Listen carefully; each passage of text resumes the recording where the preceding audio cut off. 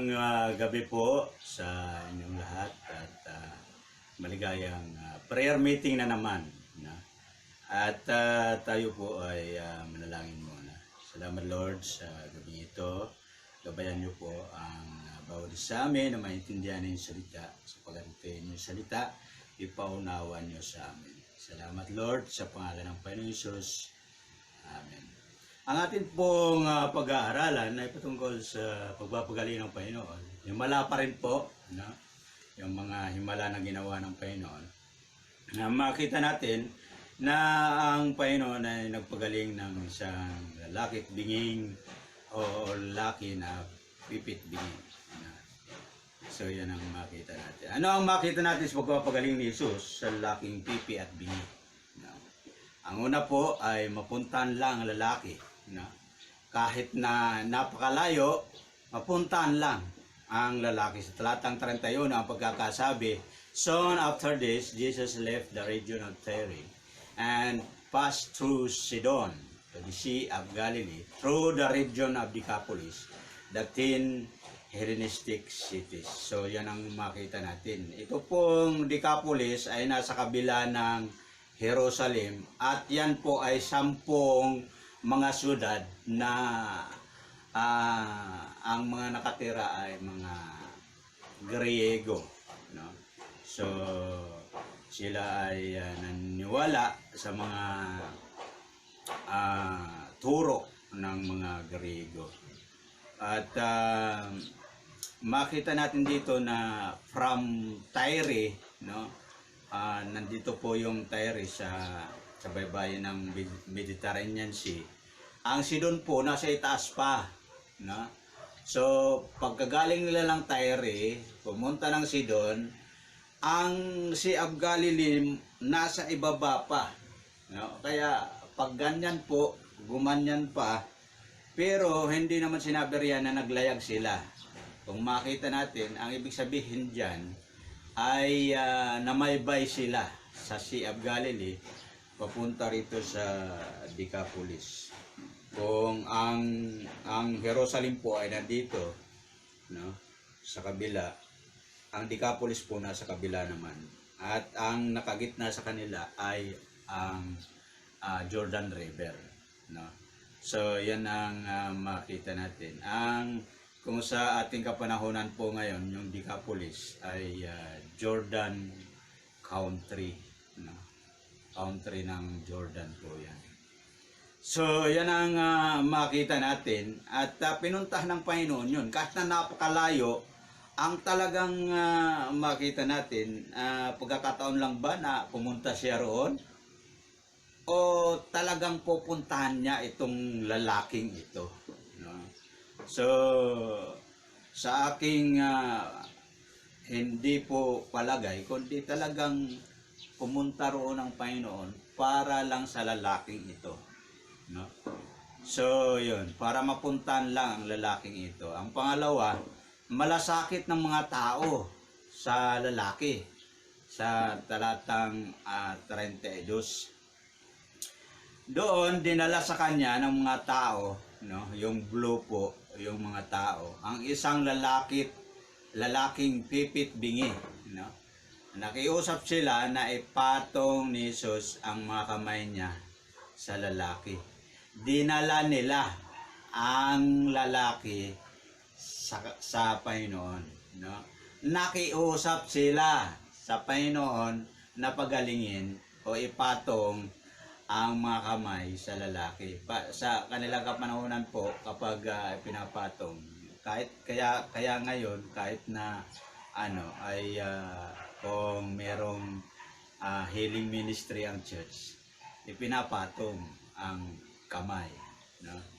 Lalo na sa mga Pentecostal churches, ganyan ang ginagawa, na pinapatong nila ang mga kamay para gumaling yung lalaki.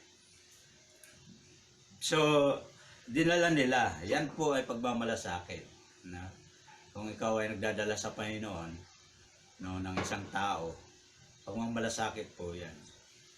Kung ikaw ay nagpe-pray sa Panginoon para maligtas yung isang tao na yun, pagmamalasakit po yan. Ang pangatlo, may malang pagpapagaling. No? May malang pagpapagaling. Sa talatang 33 hanggang 35, ang pagkakasabi po sa 33, inilayo muna ni Jesus ang lalaki sa mga tao. Kung titingnan po natin mabuti mga kapatid, na wala pa mang COVID virus, no? Inilayo na ng Panginoon yung lalaki sa mga tao. Ibig sabihin, bakit kaya ilalayo, no, ng Panginoon ang lalaki? Meron ng social distancing ang Panginoon. Bakit? Pagkatapos, ipinasok niya ang kanyang mga daliri sa mga tainga ng lalaki. No? So, ipinasok niya, no, ang kanyang mga daliri sa mga tainga ng lalaki. Parang ganito po. No? Parang ganyan. No? Saka, dinuraan ang kanyang mga daliri at dinipo ang dila nito. No? So, ipinasok doon sa dila. Tapos duraan. Alala ko si Pastor Jimmy. Duraan mo na, Judge! Duraan mo na! So, yun. Parang ganon dalawa ang ginawa ng Panginoon. Pinasok ang kanyang madaliri sa mga tainga ng lalaki. Tapos, duraan ang kanyang mga daliri. At hinipo ang dila. Tatlo pala So yan ang makita natin. Kaya pala inilayo ng Panginoon yung lalaki dahil dodura siya. So tama po yung social distancing ngayon ng COVID virus. Sa 34, tumingala si Jesus sa langit, nagbuntong hininga at sinabi sa lalaki, Ifata, na ang ibig sabihin, mabuksan ka. No? Ang ginawa po ng Panginoon, tatlo po, tumingala ang Panginoon, nagbuntong hininga at sinabi, no? Bakit siya tumingala? Dahil nagpray siya. Nagbuntong hininga dahil dinibdib niya, no? At sinabi. Pagkatapos niyang dibdibin, no, ay sinabi niya, Ifata, no? Mabuksan ka. No? Nalikha naman ang lahat ng bagay sa pamagitan lang ng salita. At ang salita ay ang Panginoong Jesus. So yan ang makita natin. At lahat ng 35, agad nabuksan ang kanyang mga tainga, nakalagang tali ng kanyang dila at siya ay nakapagsalita ng malinaw. No? Nakita natin, no? Agad nabuksan, no, ang kanyang mga tainga. No? Kaya pala sinundot yung yung tainga niya para mabuksan. No? Nakalag ang tali ng kanyang dila. Kaya pala dinuraan, no, ang kanyang dila para dumulas. No? Dumulas ang kanyang dila at makalag ito. No? So, at siya ay nakapagsalita ng malinaw. Meron pong rito merong demon position na nakita ko tinatakpan yung tainga ng lalaking ito para hindi makarinig at yung kanyang dila ay tinalian para hindi. So yun po ang ginawa ng Panginoon daliri niya, ilagay niya tapos tinuraan niya para makapagsalita ng malinaw. Makarinig, no, ng ebanghelyo at makapagsalita ng malinaw para maibahagi naman sa iba. Pang-apat po ay makabuluhang pagbabawal. No? Ang makita natin sa talatang 36, inutusan naman sila ni Jesus na huwag nilang sabihin ito kanino man, ngunit habang lalo niyang ipinagbabawal sa kanila, lalo namang masigasig nilang ipinamamalita ito.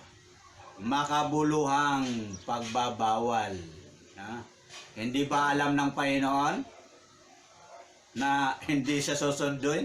Inutusan pa rin Pero inutusan pa rin ng Panginoon. Kaya nga, makabuluhang pagbabawal dahil yung utos niya hindi masusunod. Kaya yun, ha? Masigasig nilang ipinamamalita ito, no? Sabi nga riyan, ngunit habang lalo niyang ipinagbabawal sa kanila, lalo namang masigasig nilang ipinamamalita ito. So, manghang-mangha ang mga tao.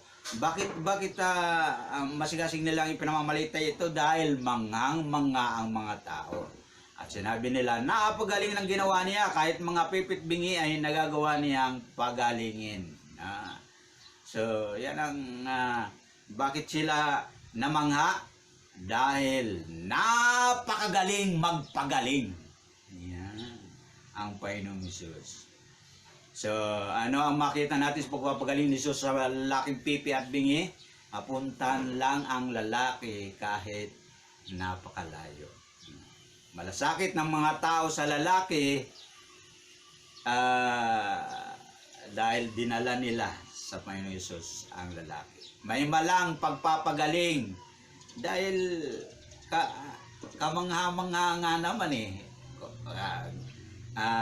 Susundutin mo yung susundutin mo yung tainga, tapos duduraan mo yung dila. Pagkatapos sasabihan mo na na mabuksan ka. So, may malang pagpapagaling. No? Makabuluhang pagbabawal, habang pinagbabawalan, no? Lalong nagbabalita, no? Lalong ikinukwento sa iba. No? Kaya yung pagsasabuhay po, ito ang gawin natin. No? Pinuntahan niya tayo. No? Pinuntahan tayo ng Panginoon. No?